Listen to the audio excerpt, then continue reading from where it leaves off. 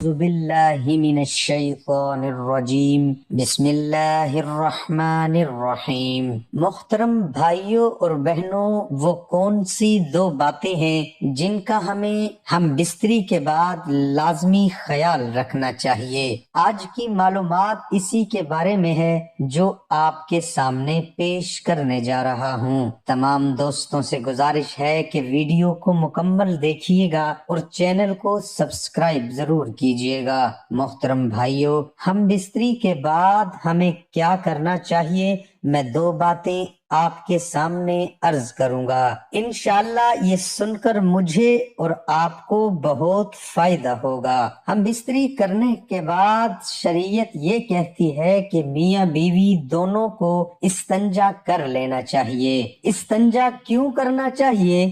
بھائیوں، آپ نے کیونکہ ہم بستری کی ہے اور ہم بستری کے بعد آپ دونوں کا جو مادہ ہے، جو پانی ہے، وہ نکلا ہے، اور بعض دفعہ ایسا بھی ہو جاتا ہے کہ پانی سوراخ میں باقی رہتا ہے۔ اس کے بارے میں علم طب کی کتابوں میں لکھا ہوا ہے، اگر اللہ نہ کرے ہم بستری کے بعد میاں بیوی نے ہم بستری کی اور کوئی قطرہ رہ گیا سوراخ میں، تو اس سے سوزش اور زخم پیدا ہونے کا بہت بڑا خدشہ ہوتا ہے۔ آپ کو پیشاب کب کرنا چاہیے، استنجا کب کرنا چاہیے، پانی سے کب دھونا چاہیے؟ اب یہ بات سمجھنے والی ہے کہ دیکھیں، آپ نے استنجا کیا ہے، استنجا کرنے کے بعد آپ کو فوراً ٹھنڈے پانی کے ساتھ اپنی جگہ کو نہیں دھونا چاہیے، بلکہ نیم گرم پانی ہو تو اس سے آپ دھو لینا۔ حضرت علی رضی اللہ تعالی عنہ فرماتے ہیں، ہم بستری کے بعد وہ پیشاب کر لے، نہیں تو اس کو کوئی مرض لاحق ہو سکتا ہے، بہت برا مرض۔ اب اس کے لیے بہتر یہ ہے کہ آپ اس وقت تک انتظار کر لیں کہ جب تک آپ کا جسم ٹھنڈا ہو جائے، اس کے بعد جسم دھو لیں۔ اگر آپ نیم گرم پانی سے دھو لیں، اس کے بعد ٹھنڈے پانی سے آپ دھو سکتے ہیں۔ تو بہرحال یہ تھا آج کا جو مسئلہ میں نے آپ کے سامنے پیش کیا ہے۔ محترم بھائیوں اور بہنوں، صحبت کے کچھ آداب ہیں جو آپ کے سامنے پیش کرتا ہوں۔ نمبر 1، پہلی بار جب دلہن اپنے دلہے کے ساتھ یکجا ہوتی ہے تو مسنون طریقہ یہ ہے کہ پہلے شوہر اپنی بیوی کے پیشانی کے بال پکڑے اور بسم اللہ الرحمن الرحیم پڑھ کر یہ دعا کرے، جس کا ترجمہ اے اللہ، میں تجھ سے اس کی بھلائی اور اس چیز کی بھلائی چاہتا ہوں جس پر تو نے اس کو پیدا کیا۔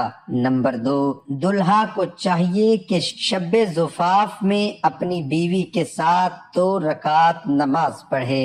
ایسا کرنے سے دونوں کی ازواجی زندگی ہر ناپسندیدہ چیز سے محفوظ رہے گی۔ حضرت عبداللہ بن مسعود رضی اللہ تعالی عنہ کا بیان ہے کہ جب تمہاری بیوی تمہارے پاس آئے تو تم اسے کہو وہ تمہارے پیچھے 2 رکعت نماز پڑھے اور یہ دعا کرو جس کا ترجمہ اے اللہ، میرے لیے میرے اہل میں برکت عطا فرما اور ان کے لیے مجھ میں برکت عطا فرما۔ اے اللہ، جب تک ہمیں اکٹھا رکھے خیر پر اکٹھا رکھ، اور جب ہمارے اندر جدائی ہو تو خیر پر جدائی کر۔ نمبر 3، مسلمان پر ضروری ہے کہ وہ ہم بستری کی دعاؤں کا اہتمام کرے۔ ایسا کرنے سے صحبت سے پیدا ہونے والا بچہ شیطان کے اثر سے محفوظ رہے گا۔ حضرت عبداللہ بن عباس رضی اللہ عنہما سے مروی ہے کہ نبی کریم صلی اللہ علیہ وآلہ وسلم نے فرمایا، کوئی اپنی بیوی سے جمع کرنے سے پہلے یہ دعا پڑھ لے جو سکرین پر شو ہو رہی ہے، جس کا ترجمہ یہ ہے اے اللہ، تو ہمیں شیطان سے محفوظ رکھ اور ہمیں جو اولاد عطا کرے اسے بھی شیطان سے بچانا۔ تو ان کے یہاں جو بچہ پیدا ہوگا شیطان اسے کبھی ضرر نہیں پہنچا سکے گا۔ نمبر 4، جمع کے شروع میں بسم اللہ الرحمن الرحیم پڑھنا ضروری ہے، اس میں بہت زیادہ برکت ہے۔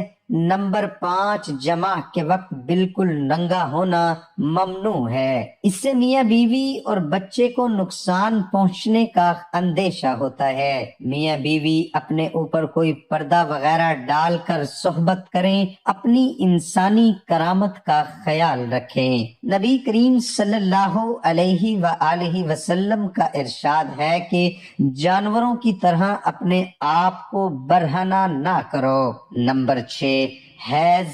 عورت کو ماہواری کا خون آنا اور نفاس و ولادت کا خون کی حالت میں بیوی کے ساتھ جمع کرنا حرام ہے، اس لیے کہ حیض کے معنی پلیدی یا زخم کے ہیں۔ ان دنوں میں حائضہ عورت رحم کا ناپاک خون گراتی ہے، جس سے درد اور تکلیف بھی ہوتی ہے۔ ان دنوں میں بیوی کے ساتھ جمع مردوں کے لیے بہت سی بیماریوں کا سبب بنتا ہے، عورت کے لیے بھی نقصان دہ ہے۔ اسی طرح نفاس اور ولادت کے بعد ناپاک خون نکلتا ہے، ایسی حالت میں بھی عورتیں سخت اذیت سے گزرتی ہیں۔ ایسے میں بھی مرد اور عورت کا صحبت کرنا سخت نقصان دہ ہے۔ اس کے علاوہ ایک ساتھ سونا، کھانا کھانا وغیرہ جیسے امور سب جائز ہیں۔ دور جاہلیت کی طرح نہیں کہ جس میں ایام حیض و نفاس میں بیوی سے نفرت کی جاتی تھی۔ نمبر 7،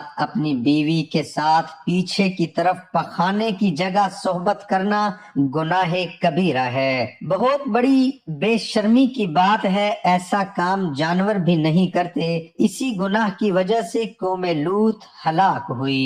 نبی کریم صلی اللہ علیہ وآلہ وسلم کا ارشاد مبارک ہے کہ وہ شخص لعنتی ہے جو اپنی بیوی سے پیچھے کی طرف جمع کرے۔ نمبر 8، اپنی بیوی کے ساتھ مباشرت ایک راز ہے، اس راز کا فاش کرنا بڑا گناہ اور بڑی بے غیرتی اور بے حیائی ہے۔ حضرت ابو سعید خدری رضی اللہ عنہ سے روایت ہے کہ یہ رسول اللہ صلی اللہ علیہ وآلہ وسلم نے فرمایا کہ قیامت کے دن اللہ کے نزدیک وہ شخص بدترین درجے میں ہوگا جو بیوی سے جمع کرنے کے بعد اس کا راز افشاں کرے۔ تو محترم بھائیوں اور بہنوں، یہ تھی ہماری آج کی ویڈیو۔ ہم امید کرتے ہیں کہ آپ کو ہماری آج کی ویڈیو پسند آئے گی۔ اللہ تعالی ہم سب کو شریعت کے مطابق ہم بستری کرنے کی توفیق عطا فرمائے اور ہم سب کو شریعت کے مطابق زندگی گزارنے کی توفیق عطا فرمائے، اور اللہ تعالی میرا سنانا، آپ کا سننا اپنی بارگاہ الہی میں قبول اور منظور فرمائے۔ آمین ثم آمین۔